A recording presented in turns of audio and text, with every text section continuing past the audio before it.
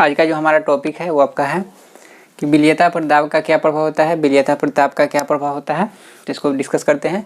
तो पहला जो आपका टॉपिक है वो आपका है कि विलेयता पर दाब का क्या प्रभाव होगा, मतलब कि दाब बढ़ाएंगे या दाब घटाएंगे तो उससे विलेयता पर क्या प्रभाव पड़ेगा।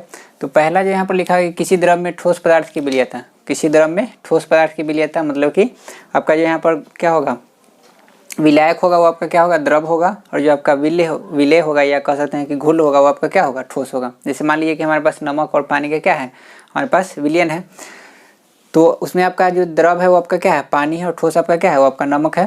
तो उसको अगर हम दाब बढ़ाएंगे तो उसमें क्या होगा कि उसमें उसकी विलेयता पर बहुत कम प्रभाव पड़ेगा। मतलब कि ऐसा नहीं है कि दाब बढ़ाएंगे तो उसमें अगर मान लीजिए कि 100 ml पानी है, उसमें अगर हम नमक घुलाते हैं 30 ग्राम, ठीक है, तो ऐसा नहीं कि जब हम दाब बढ़ाएंगे तो उसमें से 30 के बदले 35 ग्राम घुल जाएगा, ऐसा नहीं होगा, उससे खासा फर्क नहीं पड़ता है। तो मतलब कि दाब का प्रभाव इस पर ज़्यादा नहीं पड़ता है। कब, जब द्रव में ठोस का आपका रहेगा विलयन, तब द्रव में क्या रहेगा, ठोस, मतलब कि द्रव आपका रहेगा विलायक के रूप में और ठोस आपका क्या रहेगा, घुल के रूप में, तो उस पर दाब का अधिक प्रभाव नहीं पड़ता है। तो दाब का लिखे हैं कि दाब का प्रभाव बहुत ही कम पड़ता है, न के बराबर।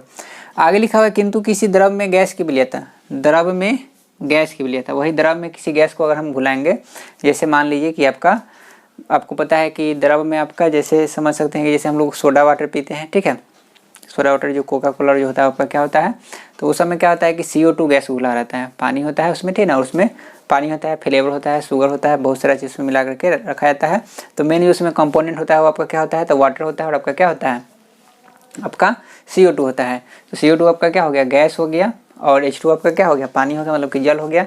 तो उसमें जो गैस की विलेयता है, तो दाब बढ़ाएंगे तो वो क्या होगा, अधिक उसमें क्या होगा, घुलेगा। तो वो जो आपका होता है CO2 गैस उसमें घुलाया जाता है, वो बहुत ही हाईली प्रेस करके तब उसमें क्या किया जाता है, घुलाया जाता है। ऐसे दाब बढ़ाएंगे तो उसमें वो ज़्यादा आपका दाब कम रहेगा, तो CO2 गैस जो होगा उसमें ज़्यादा नहीं घुलेगा। लेकिन दाब हम बढ़ाएंगे तो क्या होगा, उसमें CO2 गैस अधिक घुलेगा। तो वही वहाँ पर क्या होता है, CO2 गैस अधिक दबाव करके वो हमें क्या होता है, घुलाया हुआ रहता है। तो लिखा हुआ है कि किसी द्रव में गैस की विलेयता दाब का अधिक प्रभाव पड़ता है, किसी द्रव में गैस की विलेयता पर दाब का अधिक प्रभाव पड़ता है। मतलब कि दाब अगर हम बढ़ाएंगे तो उसमें क्या होगा, गैस अधिक घुलेगा, दाब अगर कम करेंगे तो उसमें गैस क्या होगा, कम घुलेगा। बस समझ में आ गया। तो क्या लिखा है कि दाब बढ़ाने पर विलेयता बढ़ती है और कम करने पर विलेयता घटती है। किस में, जब द्रव और गैस की बात रहेगा तब। द्रव आपका रहेगा किस रूप में, तो द्रव आपका रहेगा विलायक के रूप में, और गैस आपका क्या रहेगा, तो गैस आपका रहेगा विलेय यानी घुल के रूप में रहेगा। विलेय यानी कैसे के रूप में रहेगा, घुल के रूप में रहेगा। तब दाब बढ़ाएंगे तो विलेयता बढ़ेगा, मतलब कि गैस अधिक से अधिक घुलेगा, और अगर कम करेंगे तो गैस कम घुलेगा। ठीक है, तो ये था पहला आपका क्या, कि विलेयता पर दाब का क्या प्रभाव पड़ता है। दूसरा आपका जो है कि विलेयता पर ताप का क्या प्रभाव पड़ेगा, कि ताप को कम और ज़्यादा करेंगे तब क्या होगा। तो लिखा है सामान्यतः, मतलब कि जनरली जो होता है, ताप बढ़ने पर किसी विलायक में, ताप जब हम बढ़ाते हैं तो किसी विलायक में ठोस पदार्थ की विलेयता क्या होती है, बढ़ती है। जैसे हम आपको बताए थे कि नमक और पानी को हम लेते हैं, तो अगर मान लीजिए कि 20 डिग्री सेल्सियस पर अगर मान लीजिए कि नमक आपका उसमें 35 ग्राम या 30 ग्राम घुलता है, ठीक है, तो जब ताप हम बढ़ा देंगे 20 से 25 डिग्री सेल्सियस कर देंगे तो वहाँ पर जो आपका नमक होगा ज़्यादा घुलेगा। ठीक है, तो वही यहाँ पर लिखा हुआ है कि किसी जो आपका विलयन रहेगा जिसमें आपका विलायक क्या रहेगा, द्रव रहेगा, और विलेय आपका क्या रहेगा, ठोस रहेगा। तो ताप अगर हम बढ़ाएंगे, ताप अगर क्या करेंगे, बढ़ाएंगे, तो उसका विलेयता क्या होगा, बढ़ेगा। मतलब कि उसमें और ठोस हम क्या कर सकते हैं, और नमक उसमें या और उसमें घुल कर हम क्या कर सकते हैं, घुला सकते हैं। सामान्यतः लिखा हुआ है, इसका मतलब ये हुआ कि हमेशा ऐसा नहीं होगा कि हमेशा ताप बढ़ाते जाएंगे और उसमें हमेशा वो क्या होगा, घुल जाएगा। एक सर्टेन टाइम आएगा, ऐसा टेम्परेचर आ जाएगा जिस पर वो और ज़्यादा उसमें नहीं घुल सकता है। ठीक है, तो वही यहाँ पर लिखा हुआ है क्या, सामान्यतः, माने ज़्यादातर ऐसा होता है कि ताप हम बढ़ाएंगे तो क्या होगा, विलेयता बढ़ेगा। तो अगर आपसे क्वेश्चन आएगा एग्जाम में कि किसी विलयन में, जो आपका विलयन क्या चीज़ का है, द्रव में क्या है, ठोस का है, द्रव में क्या चीज़ का है, ठोस का, तो उसका अगर हम ताप बढ़ाएंगे तो क्या होगा, तो ताप बढ़ाएंगे तो उसमें विलेयता क्या होगा, बढ़ेगा। दाब बढ़ाएंगे तो क्या होगा, तो उसमें ज़्यादा फर्क नहीं आएगा, उसमें क्या होगा, दाब का प्रभाव अधिक नहीं पड़ता है। वही अगर यहाँ पर लिखा रहेगा कि द्रव में गैस का, तब क्या होगा, ये जो आपका क्या था, ये आपका था द्रव में ठोस का, ये आपका क्या है, द्रव में गैस का। तो द्रव में गैस का अगर होगा तो विलेयता ताप बढ़ने से क्या होती है, घटती है। यहाँ पर ताप अगर हम बढ़ाते हैं तो घटता है, यहाँ पर अगर दाब हम बढ़ाते हैं तो क्या होता है, बढ़ता है। यहाँ पर जस्ट इसका क्या होता है, अपोजिट होता है। दूसरा लाइन में यहाँ पर हम क्या बताए थे कि द्रव में अगर गैस का विलेयता अगर हम दाब पर चेक करेंगे तो दाब अधिक बढ़ाएंगे तो क्या होगा, उसका विलेयता बढ़ेगा, और दाब कम करेंगे तो कम करेगा। लेकिन ताप में इसका जस्ट क्या होता है, उल्टा हो जाता है, कि किसी द्रव में अगर हम गैस को घुलाएंगे, ताप अगर बढ़ा देंगे, ताप अगर क्या कर देंगे, बढ़ा देंगे तो ताप बढ़ाने से क्या होगा, उसमें जो गैस का जो घुलीयता है मैंने उसमें जो विलीयता है वो क्या हो जाएगा, कम हो जाएगा। यही कारण है कि देखिए कि गर्मी के दिनों में जब बहुत अधिक गर्मी पड़ती है तो नदी में या तालाब में या आपका समुद्र में जब उसमें क्या होता है, उसमें का जो जलीय जीव होता है क्या होता है, अधिक मर जाता है। मछली जो होता है क्या होता है, अधिक मर जाता है। ऐसा इसलिए होता है कि जब ताप बहुत अधिक पड़ता है तो ताप अधिक पड़ने से क्या होता है, उसमें जो ऑक्सीजन घुलने का क्षमता होता है, जल में जो ऑक्सीजन घुलता है आपको पता है, जैसे मछली हो गया, जो भी आपका जलीय जीव है, तो जल में जो आपका ऑक्सीजन घुला रहता है उसी को क्या करता है, वो श्वसन के द्वारा अपने अंदर इनहेल करता है। लेकिन जब गर्मी पड़ता है तो उसमें क्या होता है, ऑक्सीजन का मात्रा कम जाता है। तो ऑक्सीजन की मात्रा कमने से क्या होता है, उसका मृत्यु हो जाता है, क्योंकि उसको प्रॉपर अमाउंट में क्या होता है, ऑक्सीजन वहाँ पर नहीं मिल पाता है। ठीक है, तो याद क्या रखिएगा कि अगर द्रव में गैस का विलीयता अगर पूछेगा ताप बढ़ाने पर, तो ताप बढ़ाने से क्या होगा, घटेगा, और ताप कमने से क्या होगा, अधिक होगा। ठीक है, तो ये था आपका 2 टॉपिक कि विलीयता पर दाब का क्या प्रभाव पड़ता है और विलीयता पर ताप का क्या प्रभाव पड़ता है।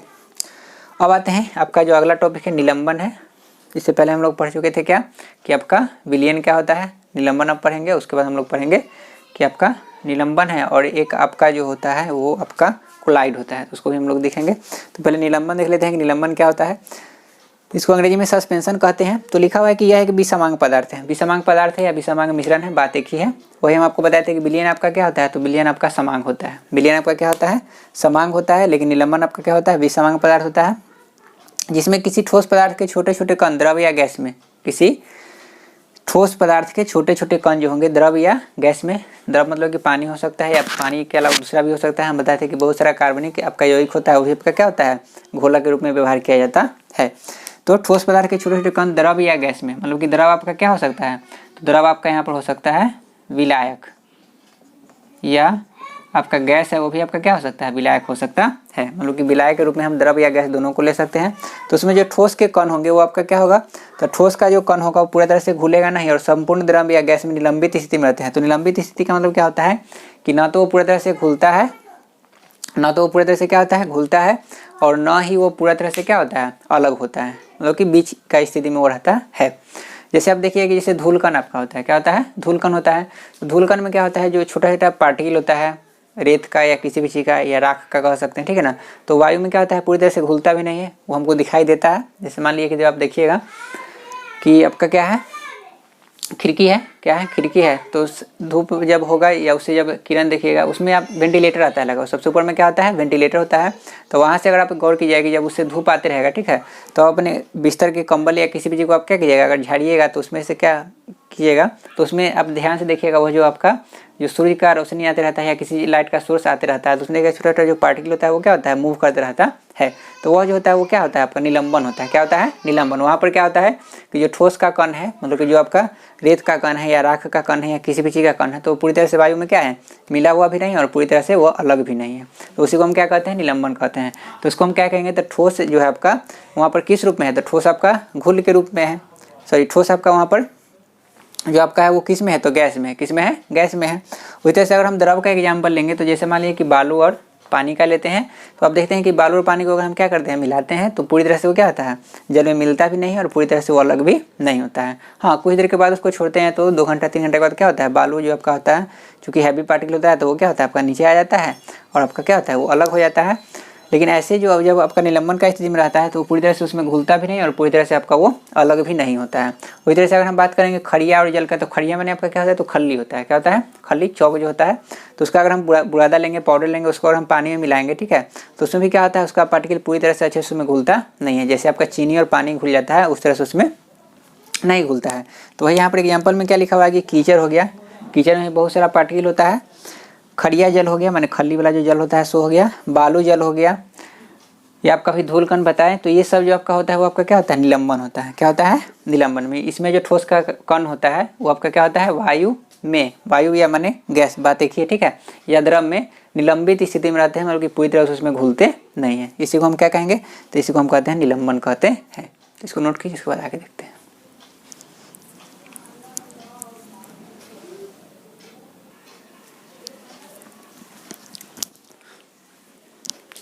आगे हम लोग देखेंगे कि निलंबन के गुण क्या होते हैं। तो निलंबन का जो पहला गुण है ये आपका लिखा हुआ कि यह एक विसमांग मिश्रण है। शुरू में ही जैसे उसका डेफिनेशन ही हम लिखवाए तो उसमें भी हम लिखवाए थे क्या होता है, यह विसमांग मिश्रण होता है क्योंकि इसका जो कण होता है वो पूरी तरह से अच्छी तरह से क्या होता है, डिस्ट्रीब्यूटेड, अच्छी तरह से वहाँ पर मिला हुआ नहीं रहता है। अगला है कि इसमें ठोस के कण काफ़ी बड़े होते हैं। ठोस का जो कण होता है वो आपका क्या होता है, काफ़ी बड़ा होता है, जो खुली आँख से अभी आप देख सकते हैं, या थोड़ा सा और अगर मान लीजिए कि छोटा होगा तो उसको आप सूक्ष्मदर्शी की सहायता से आसानी से देख सकते हैं। तो लिखा हुआ है कि इसका जो ठोस का कण होगा, मतलब इसमें जो घुला हुआ ठोस का कण होगा वो क्या होता है, काफ़ी बड़ा होता है, जिसको आप क्या कर सकते हैं, खुली आँखों से भी देख सकते हैं या सूक्ष्मदर्शी से भी देख सकते हैं। तीसरा है कि ठोस के निलंबित कण छन्ना पत्र हम आपको बताए थे कि इसको हम क्या कहते हैं, फिल्टर पेपर कहते हैं। तो फिल्टर पेपर जैसे हम कहते हैं तो ऐसा नहीं समझिए कि जो चाय छानने वाला जो आपका होता है उसको नहीं, वो थोड़ा सा अलग पेपर होता है। उसमें जो छोटा छोटा जो छिद्र होता है, जो होल होता है, बहुत ही छोटा होता है, उससे क्या होता है, छोटा होता है। तो छन्ना पत्र मतलब कि उसको नहीं समझना है, उसी तरह का होता है, उसका भी काम वही है, लेकिन उसमें जो छोटा छोटा जो होल होता है बहुत ही छोटा होता है। तो ठोस के निलंबित कण छन्ना पत्र के आर पार नहीं आ जा सकते, मतलब कि आर पार नहीं आ जा सकते मतलब क्या, कि उसमें जो ठोस पार्टिकल होगा वो आपका छन्ना पत्र के ऊपर ही हो जाएगा, और जो द्रव होगा आपका क्या हो जाएगा, वो नीचे चला जाएगा। मतलब कि हम छन्ना पत्र की सहायता से इसके कण को अलग अलग हम कर सकते हैं। इसका यही मीनिंग होगा कि ठोस का जो निलंबित कण होगा वो छन्ना पत्र के आर पार नहीं आ जा सकता। उसमें जो निलंबित ठोस का जो कण होता है वो आर पार नहीं जा सकता है। तो जैसे मान लीजिए कि हमारे पास निलंबित, हमारे पास क्या है, निलंबन है, तो जब उसको हम छन्ना पत्र पर रखेंगे तो जो उसमें ठोस का जो कण होगा वो ऊपर ही रह जाएगा, और जो उसमें द्रव होगा वो क्या होगा, नीचे चला जाएगा। अगला है आपका, यह अस्थायी होता है। तो जैसा कि हम बताए थे कि जैसे इसको कुछ देर तक अगर हम छोड़ देते हैं तो छोड़ देने पर क्या होगा, इसमें जो ठोस का पार्टिकल होगा, ठोस का जो कण होगा वो क्या हो जाएगा, नीचे कंटेनर में बैठ जाएगा, नीचे क्या हो जाएगा, जमा हो जाएगा, और आपका जो द्रव होगा वो आपका क्या हो जाएगा, अलग हो जाएगा। तो यह इसलिए क्या कहते हैं इसको, कि यह अस्थायी होता है।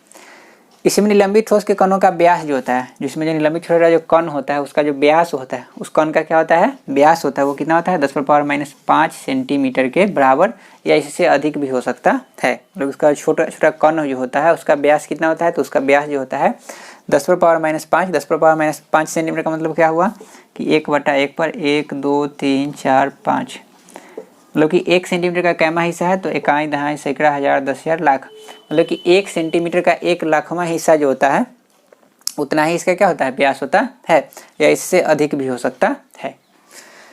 आगे लिखा हुआ है कोलाइड। तो कोलाइड क्या होता है, तो कोलाइड विलयन की वह अवस्था है, कोलाइड जो आपका होता है क्या होता है, वो विलयन की वह अवस्था है जिसमें घुल के कणों का आकार, इसमें जो घुला हुआ जो कण होता है उसका जो आकार होता है वास्तविक विलयन और निलंबन की उपस्थिति के कणों के आकार का क्या होता है, मध्यवर्ती होता है। मतलब क्या हुआ कि जैसे हम आपको बताए थे विलयन, और इससे पहले हम क्या बता दिए थे, निलंबन, ठीक है ना, क्या बता दिए, निलंबन।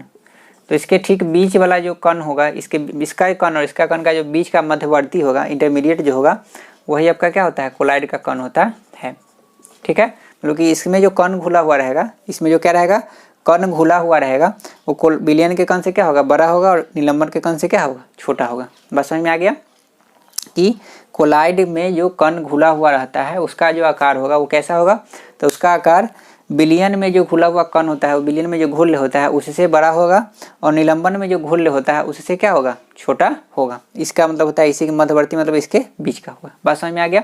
जैसे मान लीजिए कि हम बोलेंगे कि आपका जो 2 है तो वो 1 से क्या होगा, बड़ा होगा, और 3 से क्या होगा, छोटा होगा। मतलब कि 2 जो हुआ आपका क्या हुआ, 1 और 3 का मध्यवर्ती हुआ।